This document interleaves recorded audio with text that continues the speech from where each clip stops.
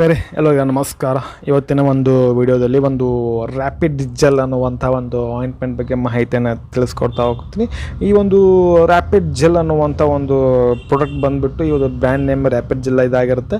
ಮತ್ತು ಇದರ ಒಂದು ಪ್ರಾಡಕ್ಟ್ ಬಂದುಬಿಟ್ಟು ಇದು ನಿಮಗೆ 10 ಗ್ರಾಮ್ ಸಿಗುತ್ತೆ. ಈ ಒಂದು ರ್ಯಾಪಿಡ್ ಜೆಲ್ಲು ಇದನ್ನು ಇವಾಗ ಓಪನ್ ಮಾಡಿ ನೋಡೋಣ. ಸೊ ಒಳಗಡೆ ಏನಿದೆ ಅಂತ ಚೆಕ್ ಮಾಡ್ತಾ ನೋಡೋಣ. ಸೊ ಒಳಗಡೆ ಬಂದುಬಿಟ್ಟು ಈ ರೀತಿ ನೀವು ಓಪನ್ ಮಾಡಬೇಕಾಗತ್ತೆ. ಓಪನ್ ಮಾಡಿದ ಕೂಡ ನಿಮಗೆ ಒಂದು ಒಳಗಡೆ ಒಂದು ಟ್ಯೂಬ್ ಸಿಗುತ್ತೆ. ನಿಮಗೆ ಈ ರೀತಿ ನೋಡಲಿಕ್ಕೆ ಅದರ ಒಂದು ಟ್ಯೂಬ್ ಸಿಗುತ್ತೆ. ರ್ಯಾಪಿಡ್ ಲಾಸ್ಟ್ ಹಾಟ್ ಜೆಲ್ ಮಾಡಿದ್ರೆ ಇದು ರ್ಯಾಪಿಡ್ ಜೆಲ್ ಅಷ್ಟೇ ಮಾತ್ರ.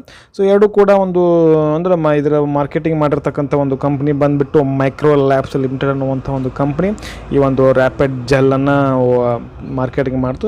ಇದನ್ನು ಇವಾಗ ಓಪನ್ ಮಾಡಿ ನೋಡಿದ್ರೆ ಇದು ಕೂಡ ನಿಮಗೆ ಸೀಲ್ಡ್ ಒಂದು ಇರುವಂಥ ಒಂದು ಆಯಿಂಟ್ಮೆಂಟ್ ಇದಾಗಿರುತ್ತೆ.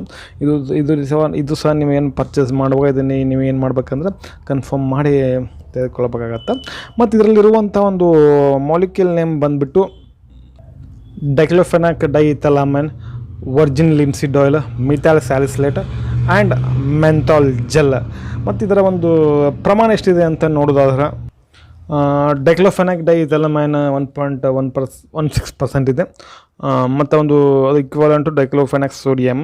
ವರ್ಜಿನ್ ಲಿನ್ಸೀಡ್ ಆಯಿಲ್ ಬಂದುಬಿಟ್ಟು 3% ಆಗಿರುತ್ತೆ. ಮತ್ತು ಮೆಂಥಾಲ್ ಬಂದುಬಿಟ್ಟು 5% ಆಗುತ್ತೆ ವೇಟ್. ಮಿಥೈಲ್ ಸ್ಯಾಲಿಸಿಲೇಟ್ ಬಂದುಬಿಟ್ಟು 10% ಇರುತ್ತೆ. ಮತ್ತು ಅದು ಪ್ರಿಸರ್ವೇಟಿವ್ನ ಬೆನ್ಝಲ್ ಆಲ್ಕೋಹಾಲ್ನ ಈ ಒಂದು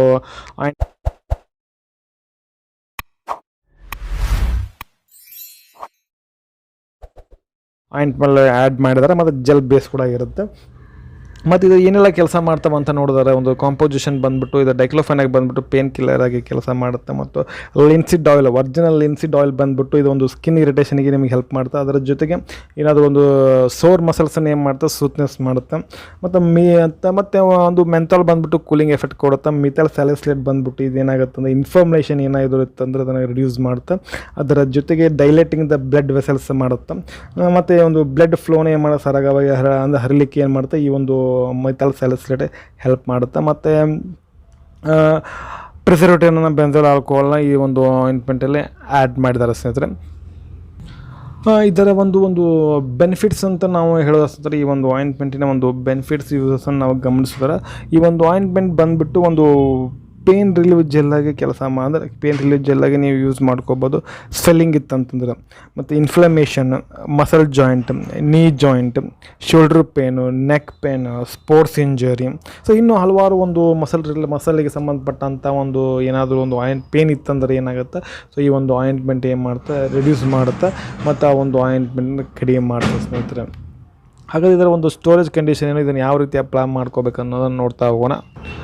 ಇದರ ಒಂದು ಡೈರೆಕ್ಷನ್ ಯಾವ ರೀತಿ ಡೋಸೇಜನ್ನು ನೋಡ್ಕೋದಾರೆ ಅಂದರೆ ಇದನ್ನು ಅಂದರೆ ಮೊದಲಿಗೆ ಏನು ಮಾಡಬೇಕು, ಜೆಲ್ಲನ್ನು ಎಫೆಕ್ಟೆಡ್ ಏರಿಯಾ ಒಳಗೆ ಏನು ಮಾಡಬೇಕು, ಸ್ಪ್ರೆಡ್ ಮಾಡ್ಕೋಬೇಕಾಗತ್ತೆ. ಅಪ್ಲೈ ಜಾಸ್ತಿ ರಬ್ ಮಾಡ್ದೆ ಒಂದು ತಿನ್ ಲೇಯರಾಗಿ ನೀವು ಅಪ್ಲೈ ಮಾಡ್ಕೋಬೇಕಾಗತ್ತೆ ಈ ಒಂದು ಆಯಿಂಟ್ಮೆಂಟ್ನ. ಮತ್ತು ಅಪ್ಲೈ ಮಾಡೋಕ್ಕೂ ಮುಂಚೆಗೂ ಹ್ಯಾಂಡ್ ವಾಶ್ ಮಾಡ್ಕೋಬೇಕಾಗತ್ತೆ. ಅಪ್ಲೈ ಆದಮೇಲೆ ಸಹ ಒಂದು ಹ್ಯಾಂಡ್ ವಾಶ್ ನೀವು ಅಪ್ಲೈ ಮಾಡ್ಕೋಬೇಕಾಗತ್ತೆ ಸ್ನೇಹಿತರೆ. ಇದರ ಒಂದು ಸ್ಟೋರೇಜ್ ಬಂದುಬಿಟ್ಟು ಒಂದು 30 ಡಿಗ್ರಿ ಸೆಲ್ಸಿಯಸ್ ಒಳಗಡೆ ಇರುತ್ತೆ. ಅಷ್ಟರೊಳಗೆ ನೀವು ಈ ಒಂದು ಆಯಿಂಟ್ಮೆಂಟನ್ನು ಇಡಬೇಕಾಗತ್ತೆ. ಮತ್ತು ಲೈಟಿಂದ ಅಂದರೆ ದೂರ ಇಡಬೇಕಾಗತ್ತೆ ಈ ಒಂದು ಆಯಿಂಟ್ಮೆಂಟ್. ಮತ್ತು ರೆಫ್ರಿಜಿರೇಟರ್ ಒಳಗೆ ಈ ಒಂದು ಆಯಿಂಟ್ಮೆಂಟ್ನ ಇಡೋ ಹಾಗಿಲ್ಲ. ಮತ್ತು ಯೂಸ್ ಅದಾದಮೇಲೆ ಏನಾಗುತ್ತೆ, ನೀವು ಒಂದು ಆಯಿಂಟ್ಮೆಂಟನ್ನು ನೀವು ಏನು ಮಾಡೋಕ್ಕಪ್ಪ ಟೈಟ್ಲಿ ಕ್ಯಾಪನ್ನು ಹಾಕಬೇಕಾಗತ್ತೆ. ಇದು ವಾರ್ನಿಂಗ್ಸ್ ಅಂದರೆ ಕಂಪಲ್ಸರಿ ನೀವು ಈ ಒಂದು ಆಯಿಂಟ್ಮೆಂಟನ್ನು ನೀವು ಕಂಪಲ್ಸರಿ ಡಾಕ್ಟರ್ ಪ್ರಿಸ್ಕ್ರಿಪ್ಷನ್ ಅಂದರೆ ಡಾಕ್ಟ್ರು ರೆಫರ್ ಇಲ್ಲದೆ ಈ ಒಂದು ಆಯಿಂಟ್ಮೆಂಟನ್ನು ಯಾವುದೇ ರೀತಿ ನೀವು ಕಾರಣಕ್ಕೆ ಹಚ್ಕೋ ಹಾಗಿಲ್ಲ. ನೆಕ್ಸ್ಟ್ ಬಂದುಬಿಟ್ಟು ಈ ಒಂದು ಆಯಿಂಟ್ಮೆಂಟ್ ಬಂದುಬಿಟ್ಟು ನೀವು ಎಕ್ಸ್ಟರ್ನಲ್ ಯೂಸ್ ಓನ್ಲಿ ಮತ್ತು not for veterinary use. Okay ಸ್ನೇಹಿತರೆ, ಇದಾಗಿತ್ತು ಇವತ್ತಿನ ಒಂದು ವಿಡಿಯೋ. ಈ ಒಂದು ವಿಡಿಯೋ ನಮಗೆ ಹೆಂಗೆ ಅನ್ನಿಸ್ತು ಅಂತ ಕಮೆಂಟ್ ಮಾಡಿ. ವಿಡಿಯೋ ಇಷ್ಟ ಆತಂದ್ರೆ ಒಂದು ಲೈಕ್ ಮಾಡಿರಿ, ಆದಷ್ಟು ವಿಡಿಯೋನ ಶೇರ್ ಮಾಡಿರಿ. ಯಾರೆಲ್ಲ ನಮ್ಮ ಒಂದು ಯೂಟ್ಯೂಬ್ ಚಾನಲ್ ಫಸ್ಟ್ ಟೈಮ್ ನೋಡೋಕೆ ಕುಂತೀರಿ ಅಂತ ಸಬ್ಸ್ಕ್ರೈಬ್ ಮಾಡ್ಕೊಳ್ರಿ. ಬನ್ನಿ ಮತ್ತೊಂದು ವಿಡಿಯೋದಲ್ಲಿ ಮತ್ತೆ ಸಿಗ್ತೀನಿ. ಅಲ್ಲಿವರೆಗೂ ಬಾಯ್. Thanks for watching. ಆರೋಗ್ಯ ನಮ್ಮ ಕೈಯಲ್ಲಿ.